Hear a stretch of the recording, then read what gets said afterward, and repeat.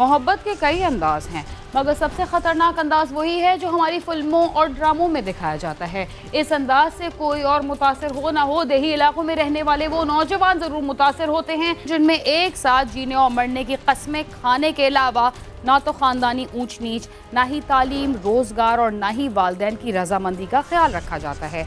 मज़े की बात तो ये है कि इन मौज़ूआत पर आज भी धड़ाधड़ फिल्में और ड्रामे लिखे जा रहे हैं जिन्हें पसंद करने वाले कच्चे जहन ही रांझा के रिवायती किरदार के असर से बाहर निकल नहीं पाते और इस दौर में भी ऐसे किरदारों को सच्चा साबित करने के लिए अपने जान पर खेल जाते हैं।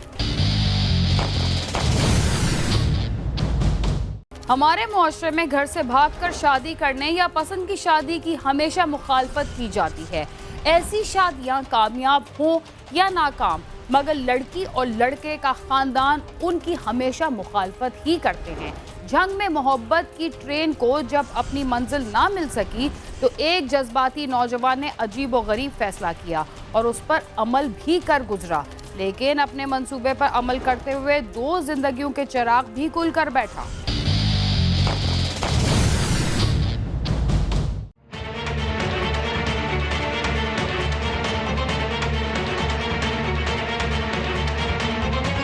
जंग के कस्बा मोचीवाला के गांव चक नंबर 169 के रहायशी जमील की 18 साल बेटी कमल की दोस्ती गांव के नौजवान शहजाद परवेज के साथ चल रही थी। दोनों शादी करना चाहते थे, मगर कमल के घर वाले राजी ना हुए और कमल की शादी गांव के ही रहायशी अपने एक रिश्तेदार से तय कर दी।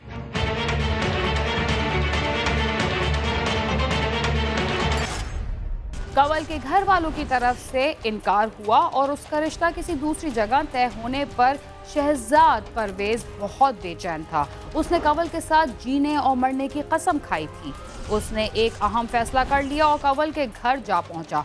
वहां क्या हुआ, वो फैसला क्या था जिसकी वजह से 2 जिंदगियां तबाह हो गई। कमल के घर वालों के इनकार पर शहजाद परवेज बहुत मुश्तिल था। वो हर कीमत पर कमल के साथ शादी करना चाहता था। कमल के घर वाले खेतों में बनी हवेली में रहते थे, जबकि शहजाद परवेज गांव में रहता था। एक रात शहजाद परवेज हवेली में जा पहुंचा। कमल एक कमरे में अपनी मां के साथ सो रही थी। शहजाद वहां छुप गया और जैसे ही रात के पिछले पहर कमल की मां बाथरूम गई, वो कमरे में चला गया और अंदर से कुंडी लगा ली।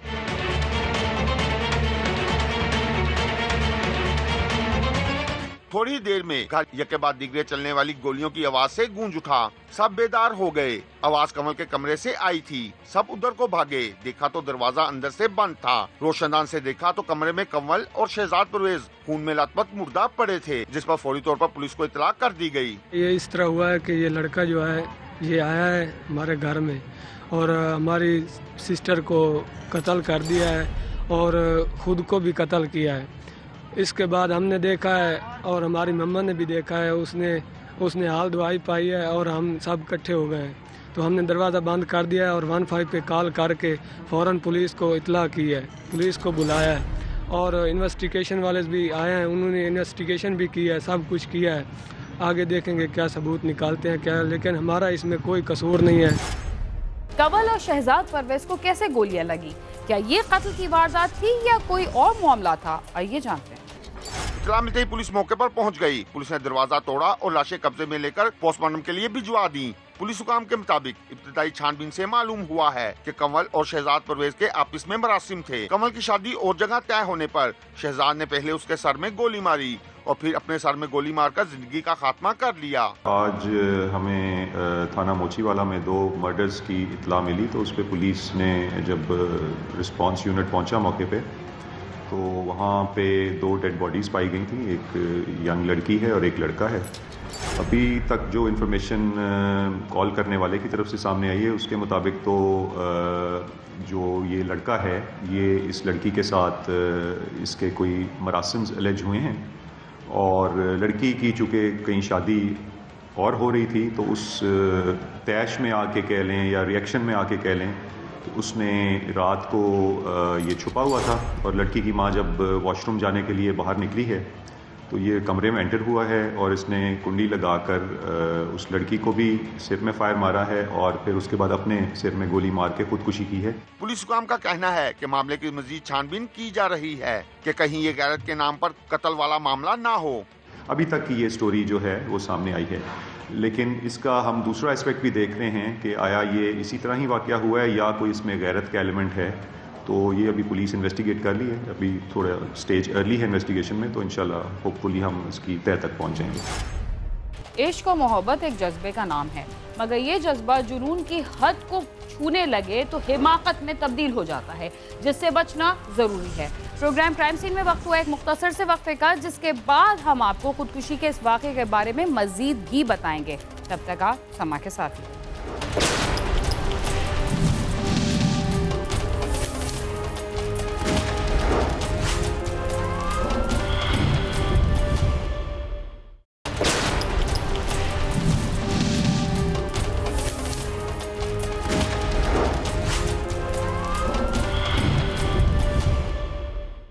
प्रोग्राम क्राइम सीन में एक बार फिर खुशामद।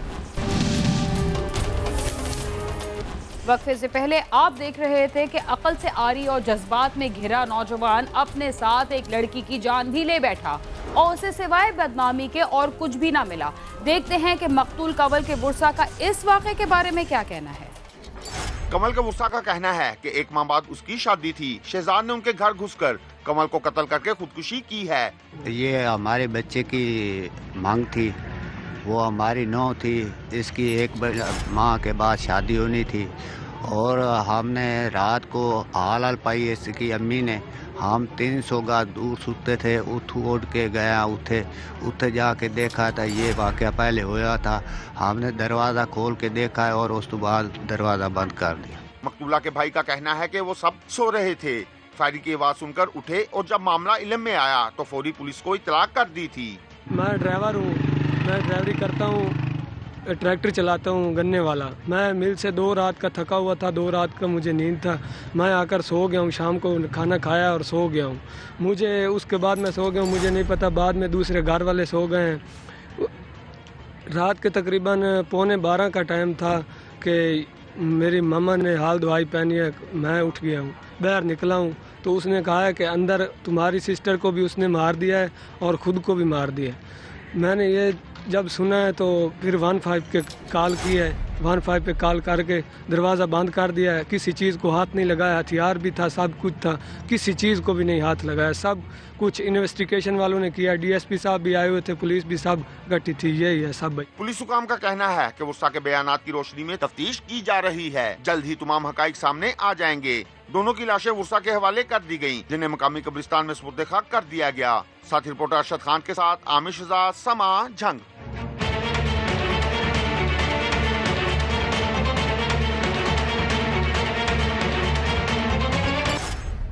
मोहब्बत के नाम पर लड़कपन से जवानी में कदम रखने वाले नौजवान लड़के और लड़कियां आपस में दोस्ती करते हैं और फिर घर वालों की मर्जी के खिलाफ अपनी पसंद और नापसंद का फैसला कर लेते हैं।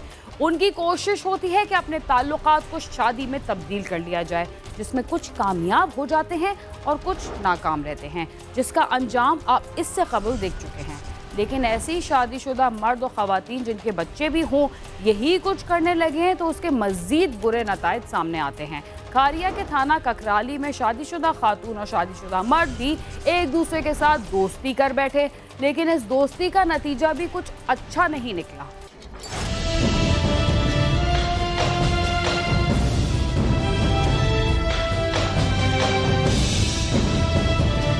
पीर खराना गांव तहसील खारिया की हदूद में आता है और ये थाना ककराली का इलाका है।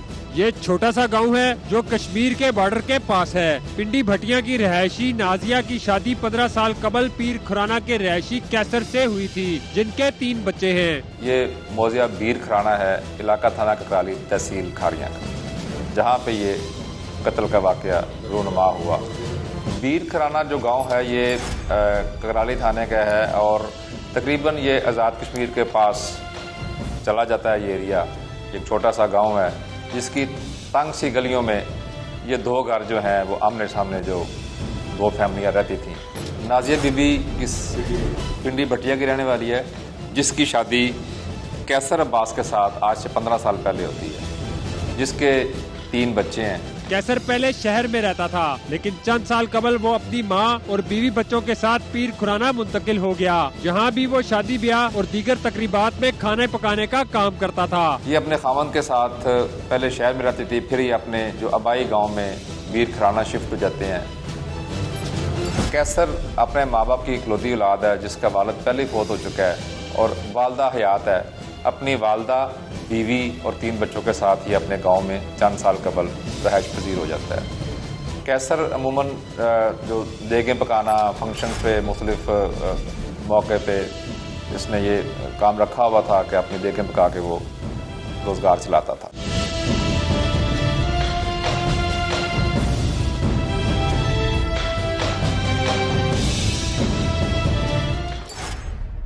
कैसर जहां रहता था वो तंग गलियों का पुराना सा गांव है।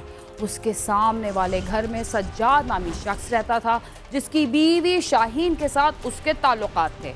इस बारे में उसके खानदान और पूरे गांव को इल्म हो गया, लेकिन समझाने के बावजूद उन्होंने किसी की बात ना मानी। कैसर के सामने वाले घर में सज्जाद नामी शख्स रहता था। सज्जाद शुरू ही से इसी गांव में रह रहा था और मेहनत मजदूरी करके अपना गुजारा करता था। उसकी बीवी शाहीन भी एक अच्छे घराने से थी, लेकिन कैसर के सज्जाद की बीवी शाहीन के साथ ताल्लुकात कायम हो गए।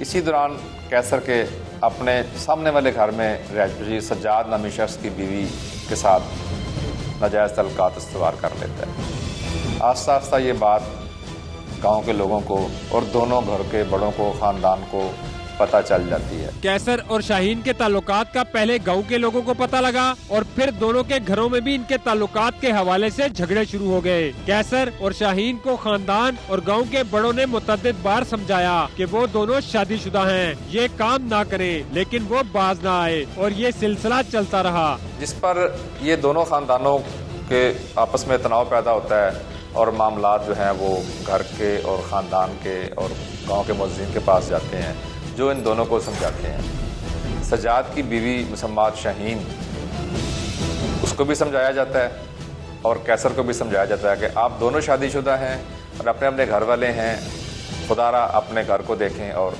इन चीज़ों से ये बाज रहें ताकि दोनों घर जो हैं पुरअमन अपने अपने रहें। लेकिन ये सिलसिला चलता रहा, बावजूद समझाने बुझाने के, तो एक दूसरे को बताने के, ख़ानदान को पता होने के बावजूद ये लोग बाज ना आए।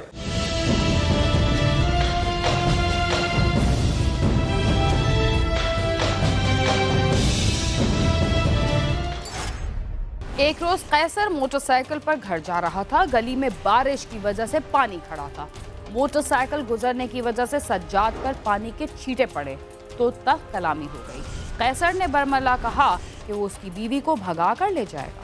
फिर वही हुआ जो इस तरह के मामलात में होता है। थाना किकराली पुलिस को इत्तला मिली कि पीर खुराना में एक नौजवान को कत्ल कर दिया गया है। पुलिस मौके पर पहुंची तो मालूम हुआ कि कत्ल होने वाला कैसर था और साथ उसकी मां को भी कत्ल कर दिया गया है। 10/9/19 को सुबह जब हमें इत्तला मिलती है कि पीर खुराना में कत्ल हो गया, हम मौका पे जब पहुंचते हैं तो एक नौजवान की लाश जो है वो सेल में पड़ी है और जब पता चला कि ये कैसर है तो हमने फौरी तौर पर मुलजमान का भी पता किया। जो सामने घर था वहाँ पे जो ताले लग चुके थे, उनकी खवातीन भी, बच्चे भी, तमाम लोग घरों से जा चुके थे। पुलिस ने मौके से हालात मालूम किए तो ये बात सामने आई कि चंद दिन पहले कैसर मोटरसाइकिल पर जा रहा था जबकि सज्जाद पैदल था। मोटरसाइकिल की वजह से सज्जाद पर पानी के छींटे पड़े और दोनों में तल्ख कलामी हुई तो कैसर ने सज्जाद को उसकी बीवी के ताने देना शुरू कर दिए।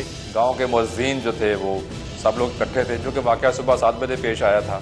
तो हमने जब तमाम हालात जाने तो पता चला कि चंद योम पहले इस वाक़या से गली में गुजरते हुए, जो कि तंग गली थी, मोटरसाइकिल पे गुजरते हुए कैसर मोटरसाइकिल चला के जा रहा था और साजिद जो है वो पैदल आ रहा था।